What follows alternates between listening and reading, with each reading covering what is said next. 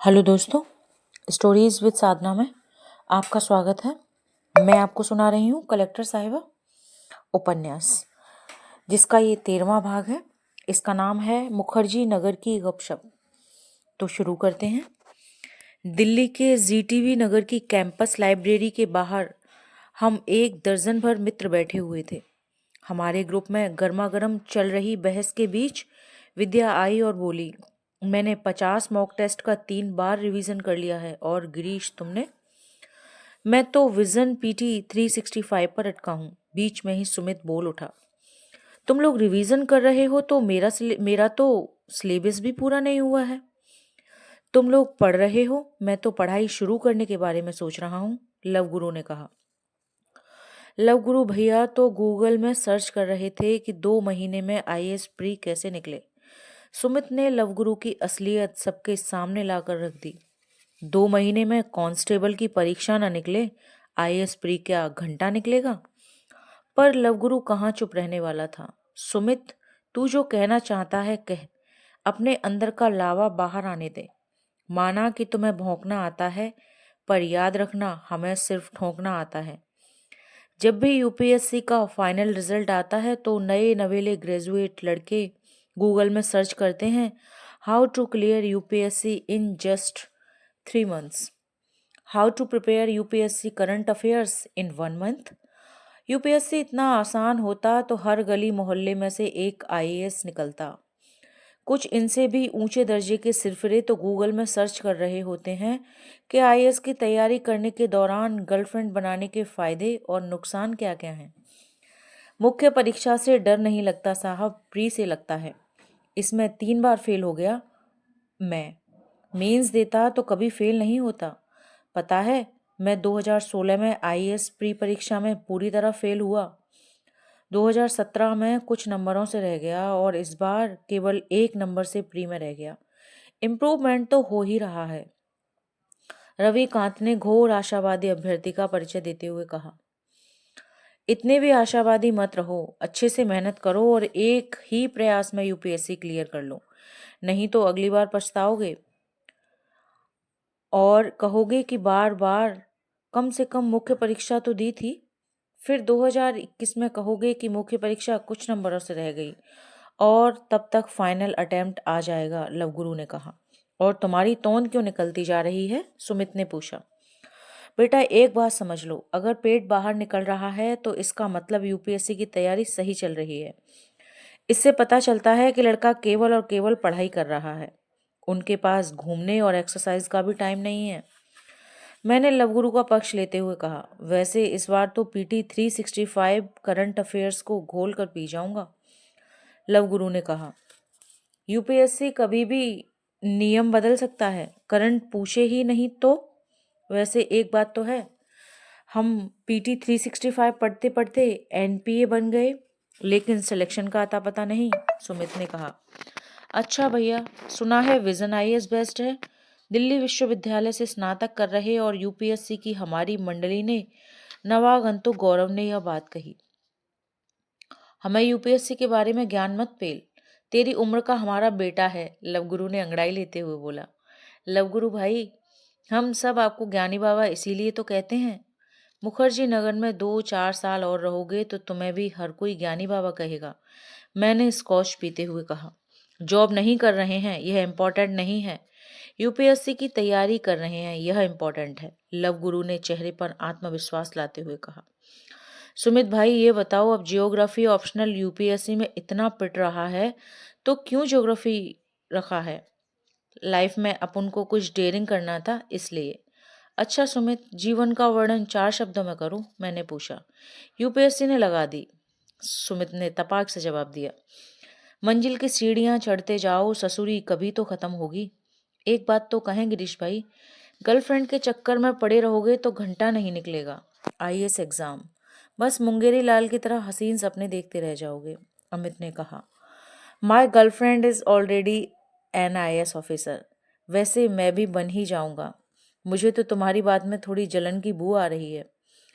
M Laxmikant revise करने का मन बनाया था आज तुमने, फिर उधर गर्लफ्रेंड का फोन आया और सारा टाइम सोना बेबी करते करते निकल गया। लव गुरु ने छिड़का। सुनने में आ रहा है हमारे जैसे फेसबुक यूजर्स का डाटा चोरी हो गया है भाई। सुमित ने विषय बदला। खुद के लिए भले ही तेरा वजू 2 कौड़ी का हो सुमित, लेकिन ग्लोबल लेवल पर तेरी प्राइवेसी तो बड़ी अनमोल निकली रे भाई। लव गुरु ने बेंच पर बैठते हुए कहा। अच्छा, यह बताओ कि राजनेता कथनी और करनी में इतना अंतर क्यों रखते हैं? मैंने पूछा। राजनेताओं को यह अच्छे से पता होता है कि कथनी और करनी में अगर भेद न हो तो कोई माई का लाल चुनाव नहीं जीत सकता। वर्तमान समय की राजनीति तो यह है कि राजनेता लोग ऊंचे आसमान में पतंगे उड़ाते रहते हैं और पब्लिक शर्की पकड़े रहती है। नेता लोग कभी रिटायर होना नहीं चाहते। वे अंतिम घड़ी तक आईसीयू में ही सही, लेकिन देश सेवा में करने के लिए लालेत रहते हैं। सेवा कितनी होती है पता नहीं, पर आम आदमी को सिर्फ खाने के लिए ठोकर और पीने के लिए आंसू नसीब होते हैं। सुमित ने चेहरे पर गंभीर भाव लाते हुए कहा।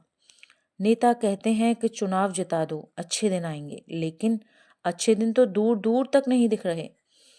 अच्छे दिन तो तभी आएंगे जब बुरे दिनों का कोटा पूरा हो जाएगा। वैसे बुरे दिन आदत में शुमार हो जाएं तो भी इतने बुरे नहीं लगते, मैंने कहा।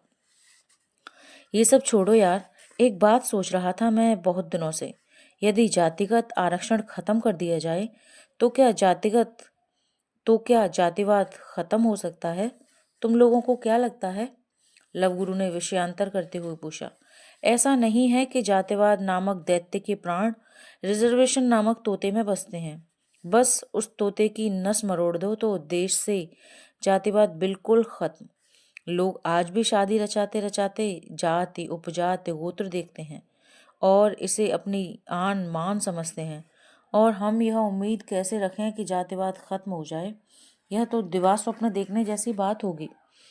लवगुरु भाई, आपने ध्यान दिया, गिरीश तो जेंटलमैन बन गया है। लेडी लक का जादू, मैनर्स से लेकर पेशेंस तक एंजल की छाप दिखाई पड़ रही है अपने गिरीश बाबू पर। गिरीश भाई, आपकी प्रेम कहानी मुकम्मल है। एक ऐसी कहानी जिसमें बेचैनी है, इंतजार भी है और एक दूसरे को पाने की छटपटाहट भी है, सुमित ने कहा। अखबारों में पढ़ा होगा या न्यूज़ चैनलों में सुना होगा, पूरे देश में गांव गांव तक बिजली पहुंच गई है और देश की इकोनॉमी $5 ट्रिलियन बनने के लिए सरपट दौड़ रही है। मैंने सुमित की टिप्पणी को अनसुना करते हुए बात बदली। यह तो सरासर सरकार की हार और तथाकथित अच्छे दिनों की विजय है, लवगुरु ने चटकारे लेते हुए कहा। वैसे सच्चाई यह है कि मैं तो इतना ज्ञानी हूं कि मुझे यह भी पता है कि ट्रिलियन में कितने शून्य लगते हैं।